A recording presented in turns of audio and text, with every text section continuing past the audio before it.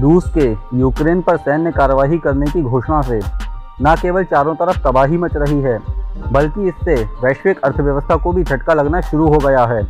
रूस के हमलों का असर कमोडिटी, इक्विटी और मुद्रा बाजारों में भी महसूस किया जा रहा है, लेकिन इस प्रभाव से यहीं समाप्त होने की संभावना नहीं है।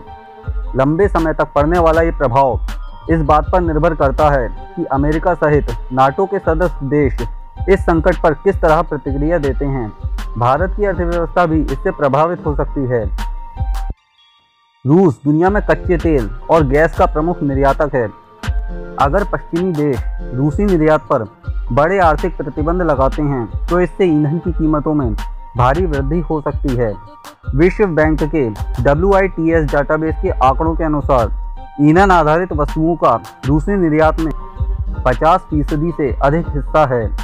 US एनर्जी इंफॉर्मेशन एडमिनिस्ट्रेशन के आंकड़ों से पता चलता है कि रूस वैश्विक स्तर पर कच्चे तेल उत्पादन का कम से कम 10वां हिस्सा तैयार करता है, जो मध्य पूर्व में पेट्रोलियम निर्यातक देशों के संगठन में कुल कच्चे तेल उत्पादन का लगभग आधा है। 24 फरवरी 2014 के बाद पहली बार कच्चे तेल की कीमतों ने $100 प्रति बैरल की सीमा को पार किया है, जो रूसी कार्रवाई का सीधा नतीजा है। यूरोपीय देश गैस के लिए काफ़ी हद तक रूस पर निर्भर करते हैं। ऐसी आशंका है कि इसके नतीजे लंबे समय तक देखे जा सकते हैं। उदाहरण के लिए जर्मनी ने रूस के नॉर्ड स्ट्रीम 2 गैस पाइपलाइन की मंजूरी पर रोक लगा दी है। अब रूस यूक्रेन संकट के कारण न केवल ईंधन की कीमतें बढ़ेंगी, बल्कि इसका असर दूसरी कई चीज़ों पर भी पड़ेगा। रूस दुनिया के सबसे महत्वपूर्ण गेहूं उत्पादक देशों में से भी एक है, जिससे खाने की चीज़ें भी महंगी हो जाएंगी।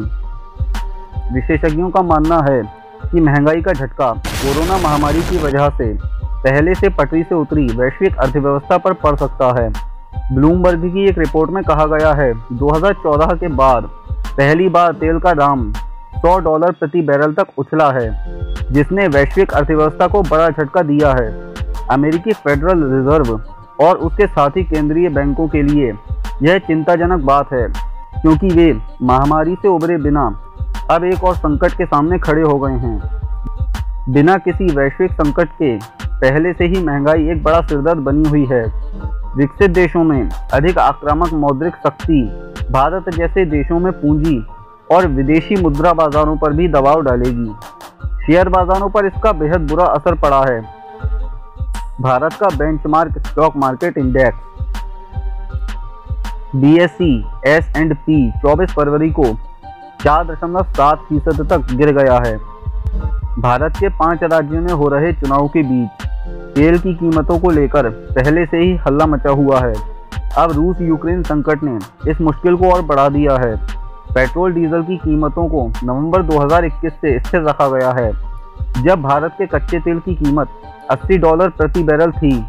इस साल के आर्थिक सर्वेक्षण में अनुमान लगाया गया है कि अगले वित्त वर्ष में कच्चे तेल की कीमतें $70 से $75 प्रति बैरल के दायरे में बनी रहेंगी। अगर कच्चे तेल की कीमतें मौजूदा स्तरों पर भी बनी रहती हैं, तो ईंधन की कीमतों में ₹10 प्रति लीटर से अधिक की वृद्धि करनी होगी, जब तक कि सरकार यूनियन एक्साइज ड्यूटी को कम करने या पेट्रोलियम सब्सिडी बढ़ाने के लिए तैयार नहीं होती है। इन दोनों फैसलों से बड़े पैमाने पर बजट में हुई गणना गड़बड़ा सकती है।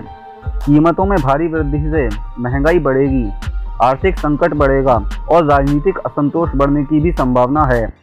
एक अकेली रोशनी की किरण या कहें उम्मीद भारत का विदेशी मुद्रा भंडार, जो लगभग $630 बिलियन है। वैश्विक अर्थव्यवस्था में सोवियत संघ के पतन के बाद बड़ा परिवर्तन आया है।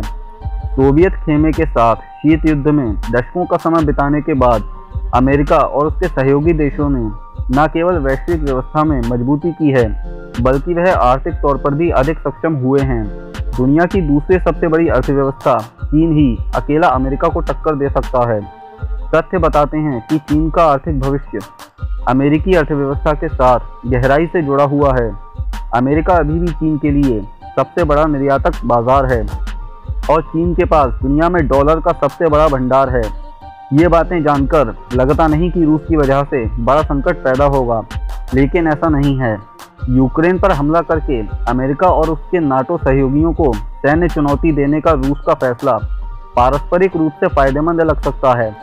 वो इससे दुनिया को ये एहसास कराने की कोशिश कर रहा है कि वही अमेरिका के सामने सबसे बड़ा ताकतवर देश है, क्योंकि रूस की एक मजबूत देश वाली तस्वीर धुंधली होती जा रही थी और उसकी जगह चीन की तस्वीर साफ दिखने लगी थी। लेकिन रूस की यूक्रेन पर की गई कार्रवाई वैश्विक आर्थिक व्यवस्था के मूल आधार को बदल सकती है। रूस वैश्विक सकल घरेलू उत्पाद के मामले में बहुत छोटा खिलाड़ी है। इसका सकल घरेलू उत्पाद का स्तर भारत की तुलना में कम है और संभवतः अपने वर्तमान फैसले के लिए उसे भारी आर्थिक नुकसान होगा। विशेषज्ञों का कहना है कि रूस अपनी हरकतों के कारण अपने डॉलर के भंडार को तो कम करेगा ही, साथ ही इसके आर्थिक परिणामों को भी भुगतेगा।